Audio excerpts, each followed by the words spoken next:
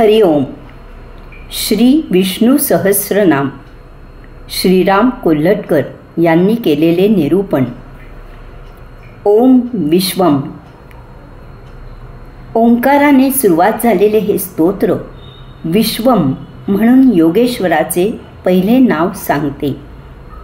विश्वम म्हणजे जो स्वतःच विश्वरूपाने नटलेला आहे.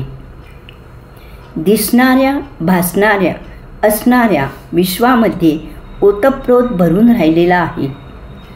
जो विश्वाच्या उत्पत्ती, स्थिती आणि लय याला एकमेव कारण आहे. म्हणजेच त्या अनंतामधूनच विश्व उत्पन्न होते, नांदते आणि विलयाला जाते असा विश्व या शब्दाचा अर्थ होतो.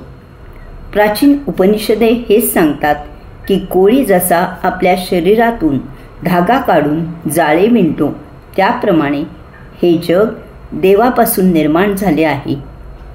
कोळी आपणच विणलेल्या जाळ्यात जसा सुखे नैव राहतो, कारण ते त्यानेच विणलेले जाळे असते, घर असते.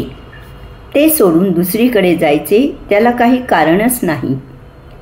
ही साधर्म्यता सांगून आपली संत मंडळी एक पाऊल पुढे जाऊन सांगतात की जगाच्या अंतकाळात देव हे जाळं परत आपल्यामध्ये समाविष्ट करून घेतो. असा हा विश्वरूपाने नटलेला भगवंत जाणून कसा घ्यायचा असा प्रश्न लहान मुलांपासून ज्येष्ठ व्यक्तींना देखील पडतो. जोपासलेला अहंकार, दृश्य जगताची अनिवार ओढ, ज्यांनी भगवंत पाहिलेला आहे आणि त्यांची अनुभूती घेतलेली आहे, अशा साधू संतांचा उपदेश न जुमानणे व मनाची चंचलता अशा दोषगुणांमुळे अशा व्यक्ती आयुष्यभर दोरी तुटलेल्या पतंगासारखी भरकटत राहतात. या विश्वरूपाने नटलेल्या योगेश्वराला जाणून घेण्याचा मार्ग म्हणजे स्वतःमध्ये डोकावून पाहणे व स्वस्वरूपाचा शोध घेणे. त्यासाठी आवश्यक ही साधना, उपासना करून ती दृष्टी प्राप्त करून घेणे.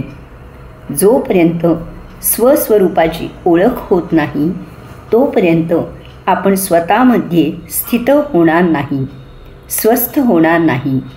मग भले भौतिक विज्ञानाने कितीही प्रगती केली तरीही. एखाद्या मूर्तिकाराला दगडात सगुण रूप धारण केलेला देव आधी दिसतो, त्यामुळे तो फक्त त्या दगडातील अनावश्यक भाग काढून टाकला असे तो म्हणतो. हा मूर्तीच्या दृष्टीने अनावश्यक असलेला भाग देखील देवालयाच्या पायाभरणीस कामी येतो. म्हणजेच देवालयाच्या पायात आणि देव्हाऱ्यात तोच विश्वरूपाने उपस्थित आहे. डोळस व्यक्तीस सर्वत्र दिसेल, पण करण त्याला कुठेच दिसणार नाही. हरिओम.